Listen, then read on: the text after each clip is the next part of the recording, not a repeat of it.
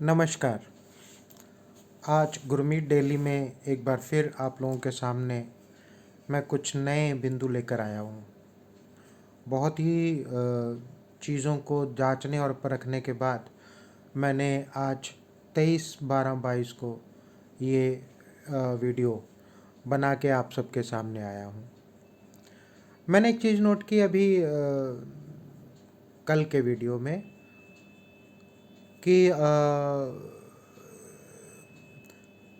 CM साहब जो हैं दिल्ली के, अरविंद केजरीवाल, उनके घर के सामने कुछ मस्जिदों के मौलाना जो थे वो प्रदर्शन कर रहे थे और 8 महीने से अपनी रुकी हुई सैलरी के लिए वो अपना विरोध प्रकट करने आए थे और उनसे मिलने आए थे।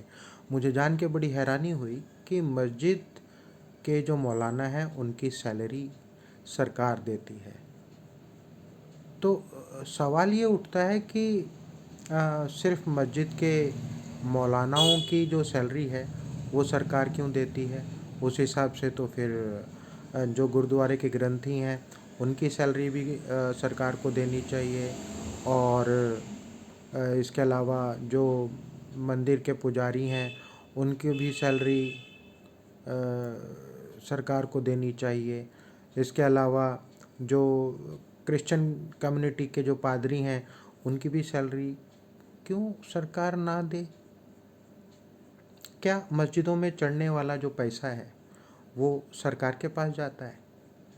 और अगर नहीं जाता तो ऐसे तो मंदिरों में चढ़ने वाला पैसा भी सरकार के पास नहीं जाता और बाकी जो धार्मिक स्थान है उन पे चढ़ने वाला पैसा भी सरकार के पास नहीं जाता। कुछ मंदिरों और धार्मिक संस्थानों पे सरकार ने अपना कब्जा किया और वहाँ के हालात बेहतर किए, ये एक अच्छी बात है। लेकिन ये बात समझ में नहीं आती कि कौन से कानून के तहत उन मौलानाओं की जो सैलरी है वो सरकार देती है। और मैं बहुत हैरान हूँ ये सब जान के कि एक मौलाना की जो तनख्वाह है वो 18,000 रुपये महीना है। और जो मैंने बात की बाकी लोगों से, जैसे कि मैं हमारे एरिया के गुरुद्वारे के प्रधान जी से मैंने बात की तो यहाँ कुछ और सिस्टम था। यहाँ सिस्टम ये था कि 6,000 रुपये उन जो ग्रंथी साहब हैं उनको गुरुद्वारे की तरफ से दिया जाता था और इसके अलावा अगर मान लीजिए कि कोई पुजारी जो हमारे ग्रंथी हैं वो कोई धार्मिक काम करवाते हैं किसी के घर में तो जो दान दक्षिणा मिलती है बाकी का पैसा वो उससे अपने घर को चलाते हैं। अब एक आदमी, उसके घर में 4 परिवार यानी बच्चे और खुद मियाँ बीवी, ये कौन सा हिसाब है मुझे समझ में नहीं आया। फिर मैंने जो हमारे यहाँ सनातन धर्म मंदिर है हमारे आसपास, जैन मंदिर है, तो पता यही चला कि इसी फ़लसफ़े पे काम होता है। वहाँ की समितियाँ उनको कोई 5,000 कोई 6,000 इस तरीके से पैसा देते हैं और बाकी का जो पैसा है वो जो पुरोहित हैं वो अपने धार्मिक क्रियाकलापों से जो अर्जित करते हैं उससे वो अपने घरों को चलाते हैं। मैं बहुत हैरान हूँ इस बात को जान के कि ऐसा क्यों है। ये जो सरकार है वो ऐसी सरकार माना जाता है कि ये सरकार ऐसी है कि ये हिंदू धर्म को बहुत प्रोटेक्शन देने वाली है। राम मंदिर का निर्माण इस सरकार ने करवाया, धारा 370 हटा दी। ये कौन से विषय हैं? विषय तो ये होने चाहिए थे कि जो मंदिर के जितने भी पुजारी हैं, पूरे भारतवर्ष में जितने भी हिंदू मंदिर हैं उनकी सैलरी सरकार देती।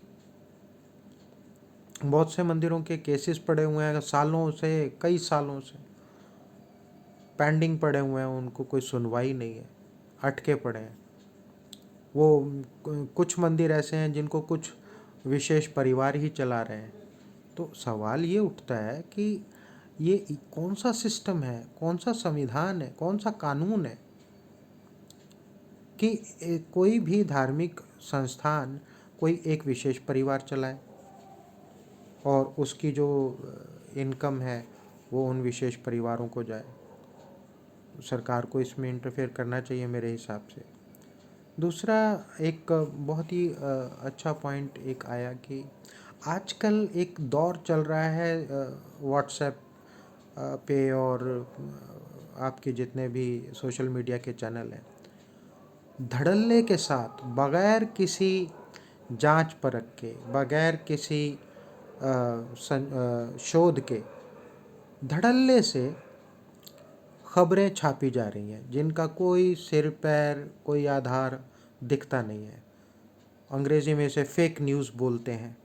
ये जो मैंने जब देखा था तो करीबन 90 के दशक में ये मैंने किसी इंटरनेशनल मैगज़ीन के अंदर कोई आर्टिकल पढ़ा था कि एक नया चलन चला है फेक न्यूज़ का, और वहाँ का पढ़ा हुआ वो 90 के दशक का आज 2022 में हम खड़े हैं और मैं ये देख रहा हूँ कि इतने सारे फेक न्यूज़ आ रहे हैं जिसका कोई सिर पैर नहीं है, और जिनके पास आ रहे हैं, जिनके व्हाट्सएप पे आ रहे हैं, वो अपने पूर्वाग्रहों से इतना ग्रसित हैं कि वो बगैर उसकी जांच परख किए, उस पे शोध किए, उसकी सत्यता को परखे आगे फॉरवर्ड कर देते हैं बिल्कुल आंख मूंद करके।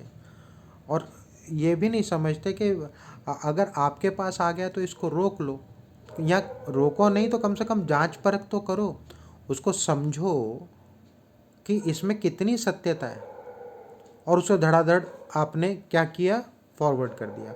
अब वो जितने लोग थे वो समझे कि सच्ची न्यूज़ यही है, लेकिन असल बात तो छुपती नहीं है, असली खबर भी पीछे पीछे लंगड़ाते लंगड़ाते आती है। कोई ऐसे लोग होते हैं जो शोध करके फिर ये बताने लगते हैं कि वो न्यूज़ गलत थी, वो फेक न्यूज़ थी, उसका कोई आधार नहीं था, और ऐसा था और वैसा था। लेकिन जब तक वो लंगड़ाते लंगड़ाते वो न्यूज़ आम जनसाधारण तक पहुंचती है तो उसका सिर्फ 40% ही जो लोग होते हैं वो सिर पीटते हैं कि अरे यार, हम तो खाम खा इसको फॉरवर्ड कर दिया झूठी न्यूज़ को, असल बात तो ये थी। तो ये भी एक फैशन हो गया है सभी के वो। मैं तो यही बोलूँगा कि प्लीज़, अगर आपके पास कोई इस तरीके की न्यूज़ आती है उसकी थोड़ी सी जांच परख कर लो। अब तो इतना चीज़ें हैं हमारे टेक्नोलॉजी के हाथ में, गूगल हमारे हाथ में है, उसको उसको ये परखना कि कितना सच है कि नहीं है, कोई ज़्यादा बड़ी बात नहीं है ये जांचना और परखना, 2 मिनट का काम है। लेकिन हम ऐसा करते नहीं हैं। एक और आज एक नोट बना था मेरा कि प्रेस क्लब ऑफ इंडिया के प्रेसिडेंट का एक इंटरव्यू देखा था। उन्होंने एक बहुत अच्छी बात कही थी कि आज जो है राजनीति और उद्योगपतियों की मिली भगत की वजह से पत्रकारिता पर बहुत ज़्यादा दबाव है। अब ये जो 2 लाइनें हैं, एक ही लाइन है बल्कि, इस लाइन को समझने की बहुत ज़रूरत है हम लोगों को। जो स्तंभ थे लोकतंत्र के, उनमें से एक स्तंभ था प्रेस। लेकिन प्रेस चलती कैसे है? प्रेस को चलाने के लिए खर्चा होता है, उसके लिए फंड्स चाहिए होते हैं, और फंड सरकार की तरफ से नहीं आते हैं। अगर सरकार की तरफ से आएंगे तो वो सारे न्यूज़ेस जो होंगी वो सरकार की वाहवाही में ही जाएंगी, जैसा कि आजकल होता दिख रहा है। दूसरा ऑप्शन के उद्योगपति उस न्यूज़ को, न्यूज़पेपर को या न्यूज़ चैनल को चलाने के लिए उसमें फ़ंड डालता है। वो किस लिए डालता है? क्या ज़रूरत है उद्योगपति को वहाँ पर फंड डालने की? पहले के टाइम में आप देखिए कि गोयनका हुआ करते थे और बिरला हुआ करते थे और ये आपके टाटा हुआ करते थे। इनके वो आते थे, इनके भी शेयर्स हुआ करते थे न्यूज़पेपर में। अभी आपने वो हेरल्ड का भी मसला सुना होगा। इस तरीके के अखबार हुआ करते थे, मीडिया हुआ करते थे। और सरकार का अपना एक मीडिया हुआ करता था, रेडियो, टीवी, दूरदर्शन, आकाशवाणी। और सरकारें जो भी काम करती थीं उसकी रिपोर्ट इन माध्यमों से दिया करती थी। और जो स्वतंत्र पत्रकारिता करते थे, छोटे मझोले अखबार, उनका जो फंड था वो आता था सरकारी विज्ञापनों से। सरकारें अपना विज्ञापन ऐसे अखबारों को देकर उन्हें सॉलिड करने की कोशिश करते थे। तो उसमें रोज़गार की बात होती थी या दूसरे जो योजनाएं होती थी वो छपवा के सरकार लोगों में बांटना चाहती थी, बताना चाहती थी, और वो बताते थे और उसका पे करते थे, और उस पेमेंट से और जो दूसरी एडवर्टाइजमेंट्स हैं उनके कमाई से अखबार चला करते थे। अब धीरे धीरे क्या हुआ कि बड़े बड़े उद्योगपतियों ने, जिनके पास पैसे की कोई कमी नहीं है, उन्होंने इसमें बेशुमार पैसा डाल के, और कोई मतलब नहीं है किसी पत्रकार को आप 50,000 60,000 सैलरी दे रहे हैं, आप उनसे ना तो वो ग्राउंड पे जाके रियलिटी चेक कर रहे हैं, ना शोध कर रहे हैं, ना रिसर्च कर रहे हैं, सीधा अपना स्टूडियो में बैठ के और वो 2-4 लोगों को बैठ के बकर जकर करवा के हम लोगों को बेवकूफ़ बना रहे हैं, और हम लोग बेवकूफ़ बन रहे हैं। बात समझने की ये है कि आज राजनीतिक नेता और उद्योगपतियों ने एक दूसरे के साथ मिलके एक ऐसा गठजोड़ बना लिया है कि जनता को तो फुर्सत ही नहीं है। सवेरे वो अपना रोटी का डब्बा उठाती है, ऑफिस पहुंचती है, अपने काम पे पहुंचती है, अपना काम करते हैं वो लोग, और शाम को वही रोटी का डब्बा खाली। और ये भी बता दूं, वो रोटी का डब्बा खाली कब होता है? लंच टाइम में कभी नहीं होता। आप लंच टाइम के बाद 1 घंटे बाद, 1.5 घंटे बाद, 2 घंटे बाद, यानी वो रोटी समय से नहीं खा रहा। वो खाली करके शाम को वो डब्बा उठा के सीधा घर चला आता है, और मनोरंजन के नाम पे उसके हाथ में एक मोबाइल है। उस मोबाइल में लाखों, कल के मैंने वीडियो में बताया था कि ऐसे छोटे छोटे हास्य वीडियो हैं, उससे मनोरंजन करता है और सो जाता है। कई लोग तो रात को सोते भी नहीं हैं, 2-2 बजे तक मोबाइल पे लगे रहते हैं। तो ये एक जो नया ट्रेंड शुरू हुआ है, मुझे नहीं लगता कि ये सही है, और हमें कहीं ना कहीं इस पे अंकुश लगाना पड़ेगा। बच्चों को हमें इस आदत से हटाना पड़ेगा। एक और बात नोट बना आज के पूरे दिन में, एक ख्याल आया कि मोदी जी को क्या ज़रूरत है अपनी माँ के पास जब जाते हैं तो उसको ढिंडोरा पीटना, फिल्म दिखाना और कैमरामैन से शूट करवाना, मम्मी के साथ बैठे हैं तो चाय पी रहे हैं, और क्यों भाई? मुझे इस बात का जवाब ही नहीं मिला अभी तक। मैंने कई लोगों से बात की कि क्या ज़रूरत है भाई? आपको वोट मिला है कि आप जाएं पीएम ऑफिस में, और जो फाइल्स आपके पास आई हैं विचार करने के लिए, आप उस पर निर्णय लें और काम कीजिए। आपके काम के आधार पर आपको वोट मिलेगा। लेकिन ऐसा हो नहीं रहा है। मोदी जी अपनी मम्मी को दिखाकर कैश कर रहे हैं वोट में। इसके अलावा मोदी जी क्या कर रहे हैं? हिंदू मुस्लिम कर रहे हैं। इसके अलावा मोदी जी क्या कर रहे हैं? जो विरोधी हैं उन पे ईडी बैठा दे रहे हैं, सीबीआई बैठा दे रहे हैं। अभी मुझे पता चला 3,000 बेबुनियाद केस विपक्षी नेताओं पे किए, और उसमें 49 केस, 3,000 में से 49 केस रजिस्टर हुए। वो भी जो रजिस्टर हुए उसका कोई लॉजिक नहीं है, जस्ट बदला है कि मतलब एनी हाउ इसको घेरो, इसको रोको, ये आगे ना बढ़ पाएँ, ये हमसे सवाल ना कर पाएँ, इस तरीके की बेकार की बातें हैं। 14 मिनट का वीडियो आज का हो गया। बस 2 पॉइंट और फिर हम बात करेंगे। पेरिस में बहुत अजीब बात हुई। एक 79 ईयर ओल्ड बंदे ने भीड़ के अंदर फायरिंग कर दी।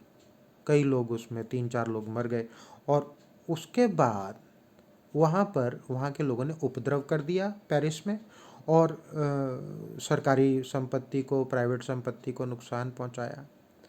मेरा कहना ये है कि ये नहीं बताया जा रहा कि उसने फायरिंग क्यों की, और ये भी नहीं बताया जा रहा कि लोगों ने उपद्रव क्यों किया। ये तो बताया कि 3-4 लोग मर गए थे, इस वजह से उसके विरोध में कुछ लोग जो थे वो आक्रोशित हो गए थे। लेकिन ये हो क्या रहा है हमारे पूरे प्लानट पे, क्या हो क्या रहा है? देशभक्ति की तो हम में कूट कूट के भरी जा रही है। राष्ट्रवाद हमसे पूछा जा रहा है कि तुम राष्ट्रभक्त हो कि नहीं हो, राष्ट्रवाद तुम मानते हो कि नहीं मानते हो। इस प्लैनेट के बारे में क्यों नहीं बात कर रहे हैं हम? ये प्लैनेटवाद कब आएगा?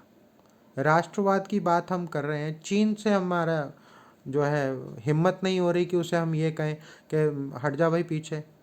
और पाकिस्तान के ऊपर हमने क्या बोलते हैं उसे, कौन सी स्ट्राइक है वो कर दी। कमज़ोर के ऊपर आप कुछ भी कर दोगे और ताकतवर के आगे आप कुछ नहीं बोलोगे। ये कौन सी पॉलिटिक्स है? ये राजनीति का कौन सा स्तर है?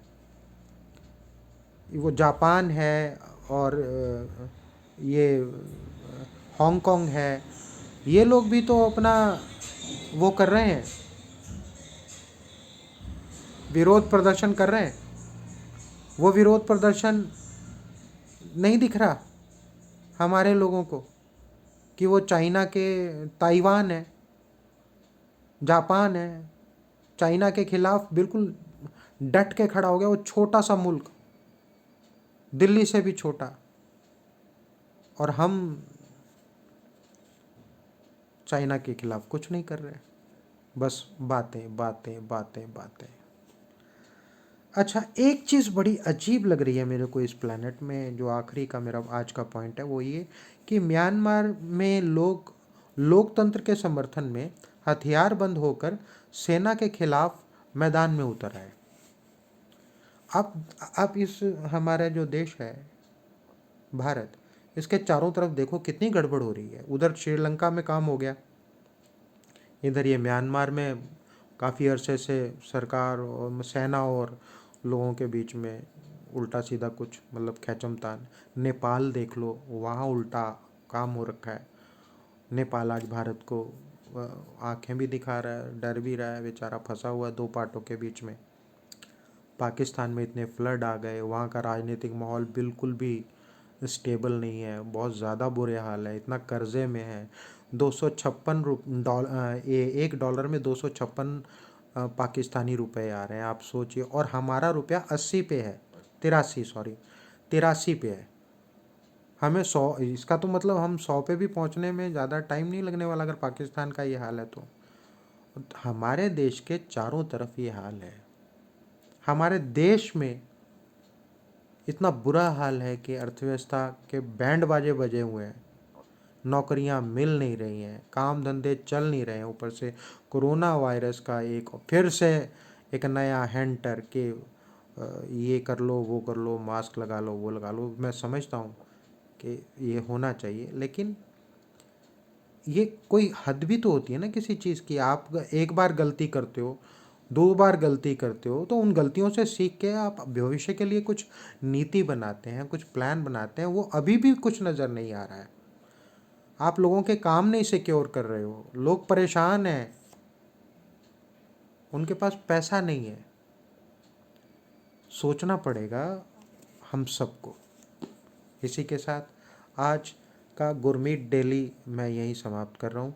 मेरा ये वीडियो अगर आपको पसंद आया तो लाइक कीजिए, और अगर आपने अभी तक इसे सब्सक्राइब नहीं किया इस चैनल को, तो मेरी रिक्वेस्ट है इसे एक बार सब्सक्राइब कर लीजिए। नोटिफिकेशन करने के बाद गुरमीत डेली का रोज़ का ये छोटा सा वीडियो आप लोगों के सामने आएगा। वीडियो काफ़ी लंबा हो गया आज का, कोशिश करूँगा आगे से थोड़ा छोटा बनाऊँ। नमस्कार।